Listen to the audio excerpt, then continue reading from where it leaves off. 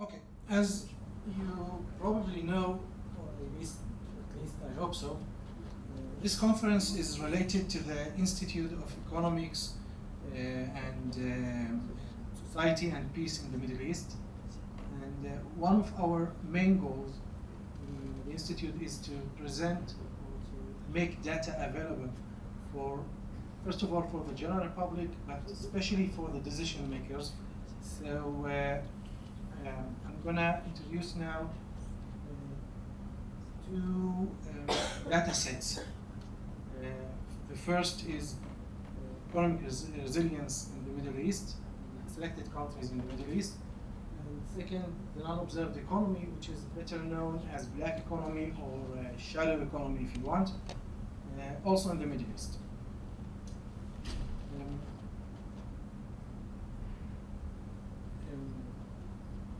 As we all remember, especially due to the pandemic, human systems are affected always by natural hazards, and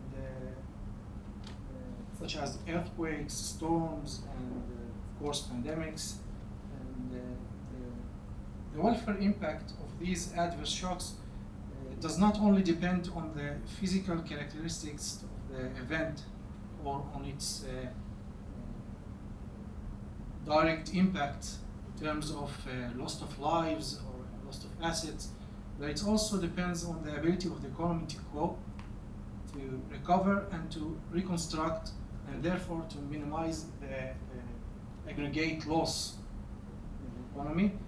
This ability can be referred to as the economic resilience.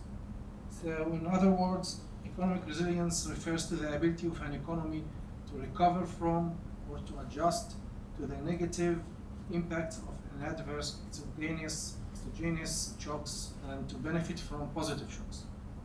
This ability is associated with the flexibility of the economy, enabling it to bounce back after being adversely affected by shock and to withstand the effect of the shock, or to, let's say, absorb the shock. This type of resilience really occurs when the economy has mechanisms to absorb shocks. This can be the labor force, if it's, let's say, if it's flexible or multi-skilled labor force, so it can be as an absorption instrument for the economy. And to evaluate this resilience, or to try to calculate a resilience index, let me start by saying first that there are many ways and many methods to estimate this index. And using one or other method can lead to different values for this index, and there's no one better than the other, really. It's all about the trends in this index. And this can potentially inject biases towards certain conclusions if you use one index or one method to calculate the index. So, moreover, the choice of the variables is the variables which compose this index is somewhat subjective. One can say that the variables I chose to use over here are not correct or not so accurate. You're right. However, eventually we have to calculate an index. So we can look at number, especially us,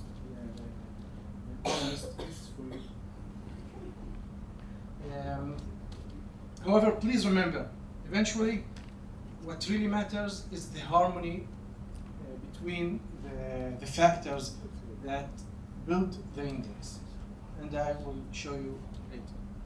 So, okay, to evaluate the country's resilience properly, we chose to use resilience index based on three pillars: the economic one, the risk quality, and the last one, which would be supply chain.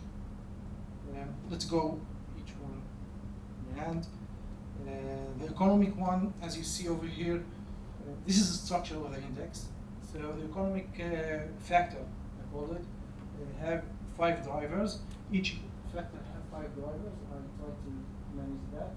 The economic one is built upon productivity, political risk, energy intensity, organization rate, and health expenditure. All drivers are taken from the World Bank and the IMF, usually. So if you have any I know.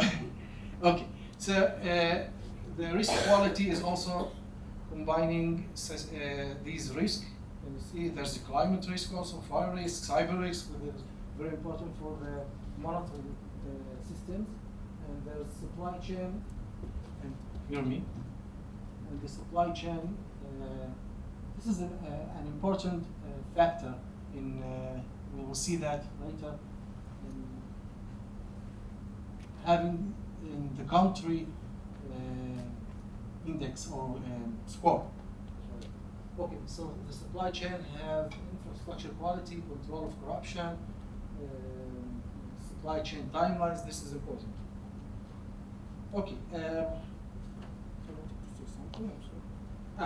Important to say. The index combines equally all of these 15 drivers. One could say that this is not right to combine it equally with each weight. Right. I'm working on trying to combine an unequal weights for each of these drivers. I promise you in the next conference I will give you the results. Okay. This is the numbers.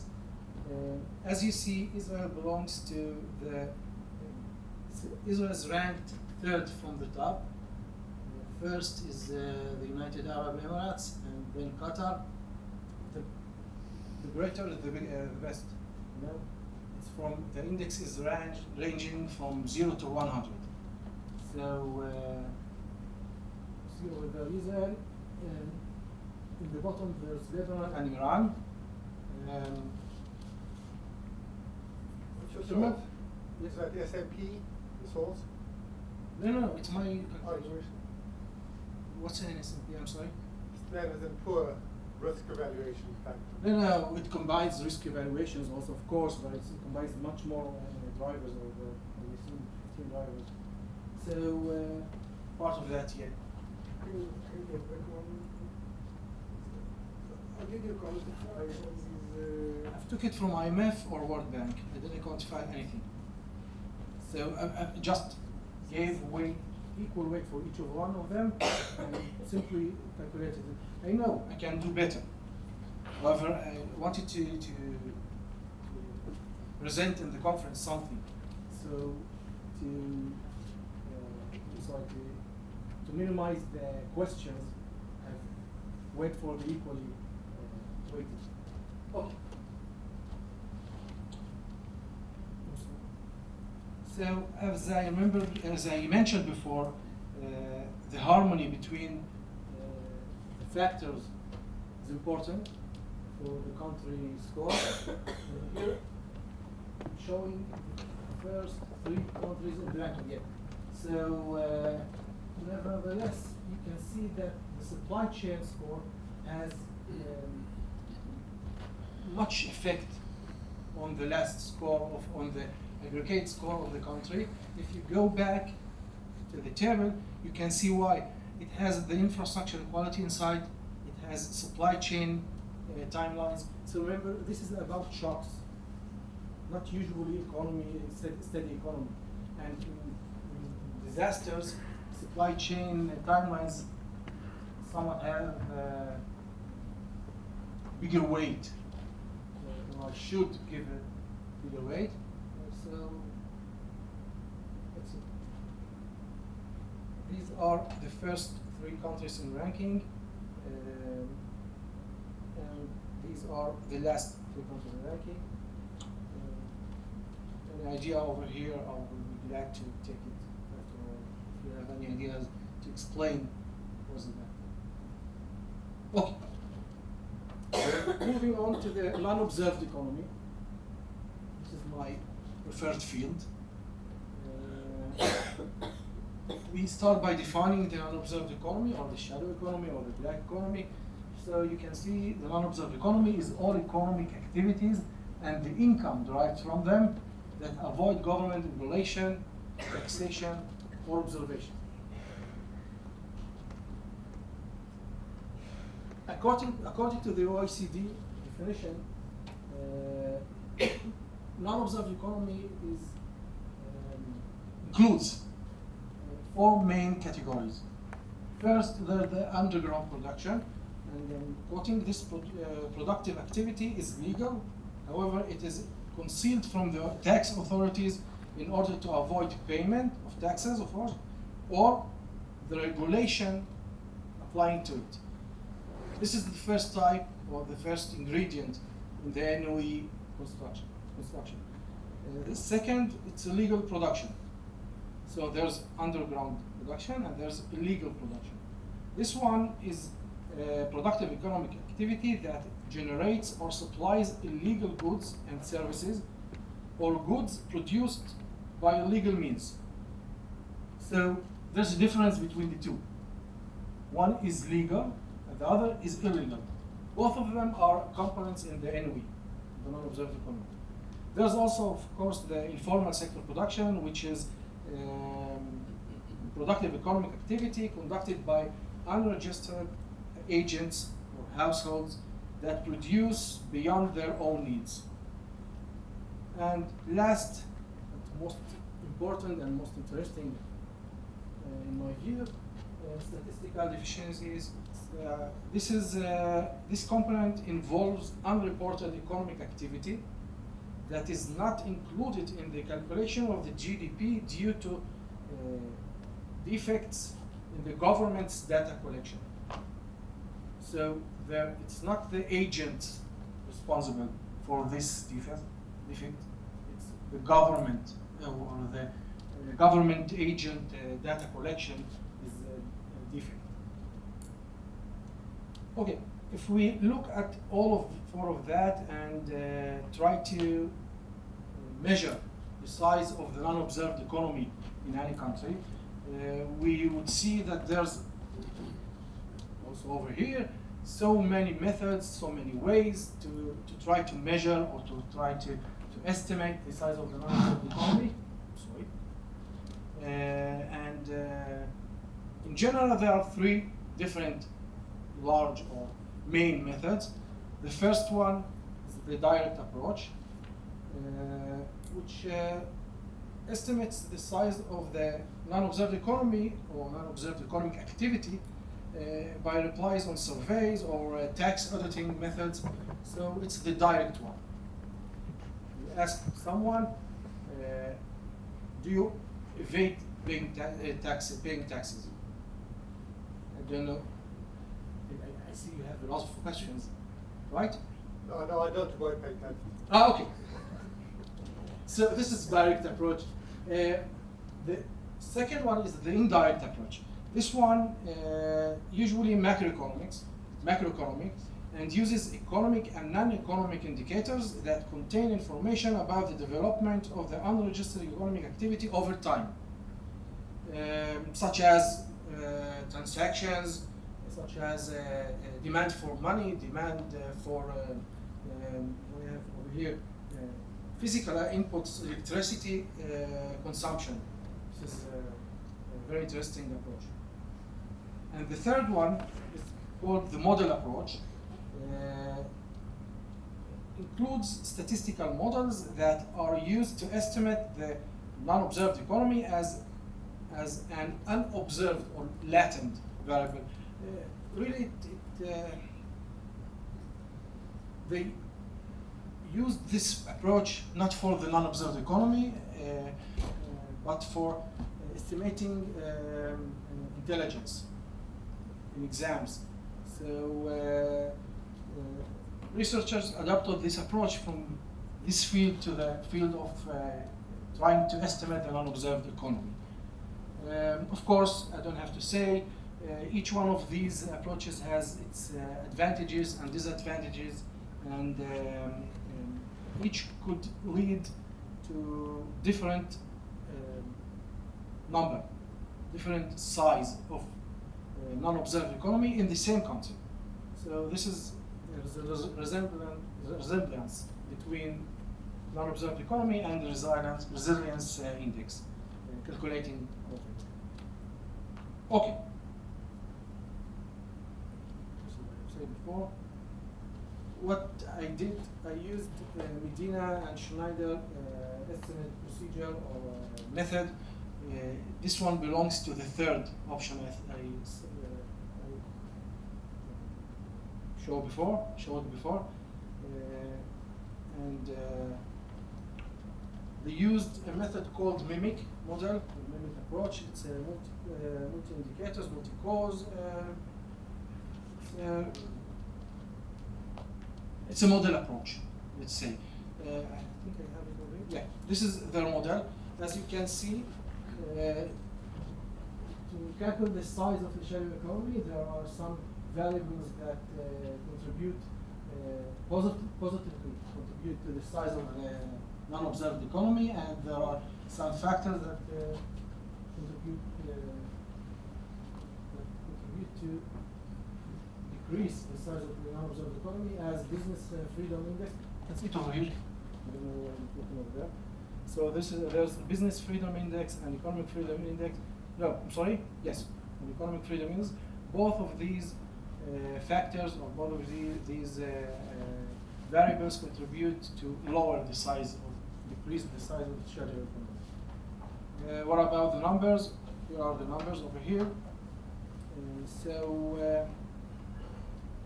As you can see, I've took for 3 years. It's for due to data availability. So in average in Israel, over here, there's 17% out of GDP, the size of the non-observed economy. Is that good? I can make it 20% if you want. It's not reasonable to Jordan, it's less than. Okay. I've brought it over here. I have, just a moment. Or Iran, with all the smuggling of oil. You're right. So I spoke to you yesterday about that. It's an enigma, and we are going to try to resolve this enigma and report in the next conference. You have 2 reasons to come to the next conference. So you're right. I don't know why Jordan having so small size of economic, non-observed economic activity. Maybe it's about the data. Maybe it's about I don't know. Really, it's an enigma. Also Iran. Yeah. Quite suspicious. You're right. However, I'm an economist, and I have data, and use this data to calculate these numbers. And this is the numbers. So maybe we can later add some sense to these numbers. Compared to life expectancy, only health indicators. That's the only way to evaluate this economy. We'll be happy to do that with you.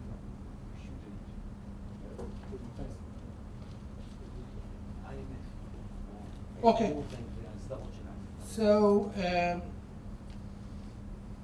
last, I want to talk about why to be concerned with the size of the non-observed economy. Why even it should matter? Why should it matter for us? Informality. So first of all, high informality is linked to low productivity, and this is important. So we have numbers over here. Informal workers are paid 20% less than in their formal, less than workers in formal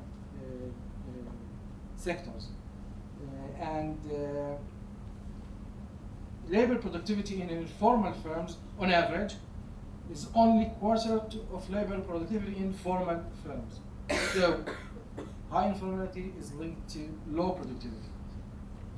Second, informality is linked to a wide variety of development challenges, and it is associated with higher poverty, lower per capita incomes, greater inequality in each country that have so big. The size of the non-observed economy is so big. We can see poverty. We can see greater inequality also, because the workers in the informal sector are getting paid less.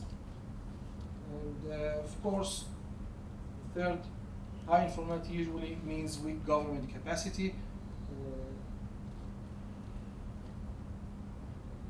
More informality is associated with significantly lower revenues and expected expenditure for let's say, for the general public, and also by the government. There's also less effective public institutions, more tax burden. You can see for those who report their income.